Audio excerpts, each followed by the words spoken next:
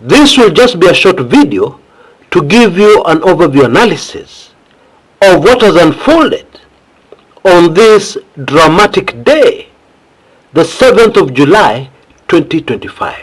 Actually, this is the 35th anniversary of the very first Saba day, 7th July 1990. Oh, how time flies. Because I remember that time. I was a young journalist trying to cut my teeth in the profession, and we all feared to cover politics. Anyway, it was a most interesting day, and a day which is very tricky to analyze. Because the day started quietly enough. There were just a few pockets that stood out early in the day. Kisii, Mwea, that was basically it. Kisumu was very quiet, no trouble there at all. Yeah? But as the day progressed, things started changing. Kangemi flared up. In fact, as I was coming in to make this video, there were reports that at least one person alikuwa amepigwa risasi na ameaga dunia. And then Gong. Gong was the major flare-up point on this 35th Saba day. And there were very scary rumors floating around all over Nairobi. But I was able to confirm that at least 8 Kenyans lost their lives. Kitengela also, things were not good. At least one person gone. Now, what I believe we should pay very careful attention to are the chain of events that resulted in loss of lives shortly thereafter. At around mid-morning, there were some Subaru cars, actually a fleet of Subaru cars, that were spotted going through the CBD. Now, a source mentioned to me that those Subarus were headed to Gong and possibly Kitengela. Okay? They did not mention Ruiru, because there was also trouble in Ruiru, resulting also in loss of life. But for now, let us focus on Gong. There were confirmed reports that the Subaru boys in Gong town were actually, I really have still not recovered from this one. There were reports kwamba walikuwa napiga marisasi ndani ya nyumba ya watu. How? Why would they want to do that? You see, this is extremely dangerous because of something called ricochet. Yani risasi ina bounce na bado inaweza kuumiza mtu vibaya sana. Okay? Because you see, houses have walls. You have babies within those walls. The elderly, mostly innocent people, some of whom may have had nothing to do with the protests or demonstrations.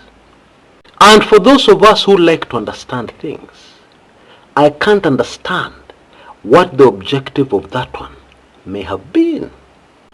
How do you cool off a hotspot for protests by doing that? Maybe somebody needs to educate me.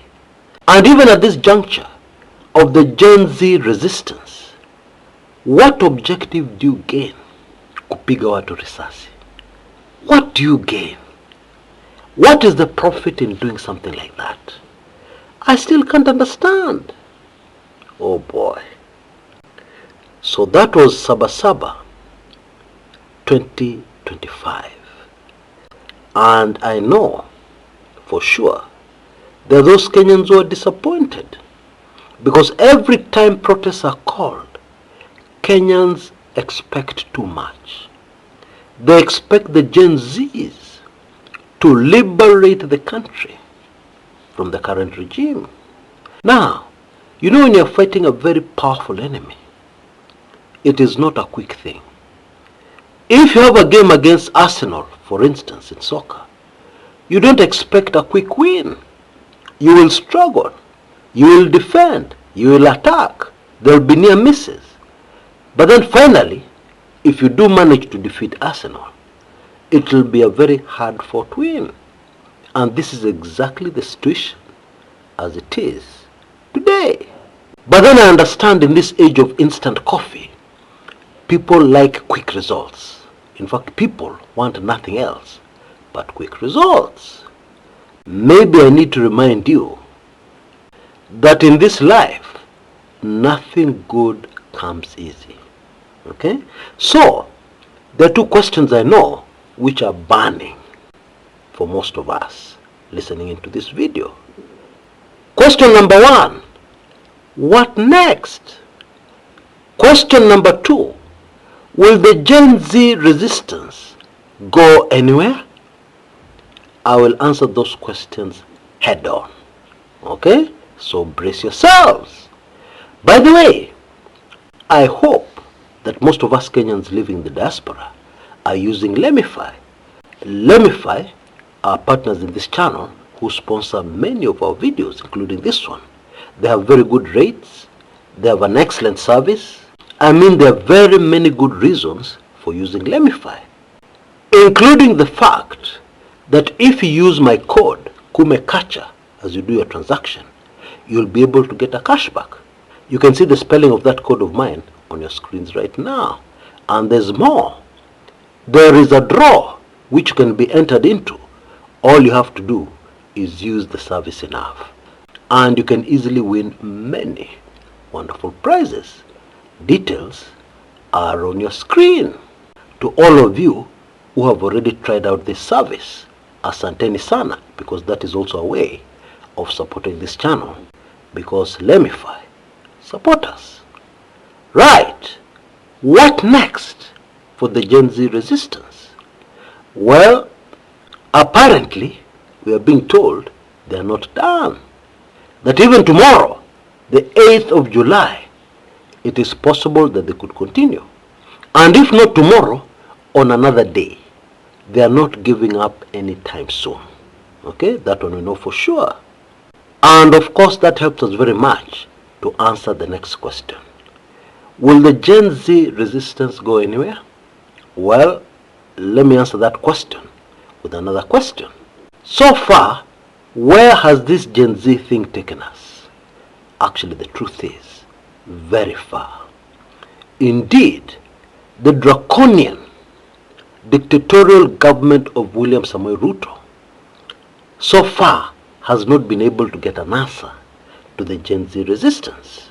But everything else, it seems they've been able to get an answer. They've been able to get an answer, for instance, to Raila Odinga. And so clearly, it is definitely going somewhere. What we probably need is patience. Yeah, time will tell. And talking of Raila Odinga, today was a day when something unfolded that I also want to bring to our attention. On Sunday, the day before Saba, Raila announced that he would actually turn up at Kumekucha, for the protests. Well, some Kenyans waited for him, some of them chanting one term. But Raila did not show up. And later on, Raila gave an excuse. Very much unlike Raila. This is not the Raila we know. He said that the roads were blocked. He said it was very difficult to get into the CBD. Now hold on a minute. In the days Raila used to lead Azimio and ODM protests, did he ever have a problem getting into the CBD? Even when he was being followed? Even when it was so difficult to get into the CBD?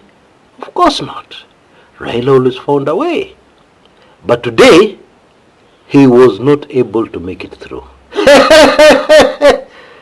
And then, what happened after that was even more interesting. Raila has come up with suggestions to solve the problems facing the country. Now, the super fascinating thing about those suggestions, they don't talk anything about dealing with the crux of the problem, the root of the problem, which is the Ruto regime. They don't touch on that. It is just ideas in the periphery, ideas of addressing what the people want. And very interesting, there is even a Moi idea there. Yeah, you know Moi, at one point, to cool down temperatures in the country, yeah, when people were fighting for the second liberation, they organized a forum where Kenyans would come and give suggestions on the way forward, a kind of dialogue. This man has changed. This is not the Raila we knew. Okay? Now, of course, Kenyans are not going to accept such ideas. I think that should be clear. Because, so far, Kenyans have been very, very clear on what they want. Okay? I don't even need to repeat it here. Kenyans are very clear on what they want. And indeed what they want is addressing the root of the problem. You know, one of the reasons why this third and final liberation of Kenya cannot be instant coffee, one of the reasons why, despite the gallant, very brave efforts of the Gen Z, this is not going as quickly as most Kenyans want, is because there is a powerful force, very powerful force behind Ruto. Okay? Now, there is a special report I produced about a year ago which exposed this very powerful force. And in that special report, I even detailed, complete with evidence, how this powerful force has made a huge difference in keeping Ruto in power. Now, of course, this is very sensitive information. And today I would like to make available this special report because it is still so relevant. Even the predictions made there have been spot on, proving that this information is all correct. And most of this information is mind-blowing. Yeah. And indeed it explains very neatly what is even happening now. And why so many things that are a deep mystery in Kenya, why they're happening. Now I want to make it very clear, this highly sensitive special report is not new. Yeah, but I know many of you missed it. And it is, oh gosh, I don't know what words to use to describe it, because everything will become crystal clear to you when you get this information. Now, I want to give you an opportunity only for the next 24 hours, strictly. No extensions, absolutely no extensions. For the next 24 hours, I want to give you good people an opportunity to get your hands on this information for only that magic price of $9.99. You can see details on your screens right now. Please take full advantage of it. You will not get the previous special reports, only this one. But I assure you, it is more than worth it. And I just thought that more of us should be able to get our hands on this information so that we understand and so that we are more patient, because we are going somewhere, and I can assure you we're going to arrive. We just need a little more patience. Okay, use the details you see on your screens right now. Only Kenya shillings 999, sent to that usual number. And please remember to text me your email address immediately after. And pop, you will have this information with you. Until next time, this is Chris Kumekucha.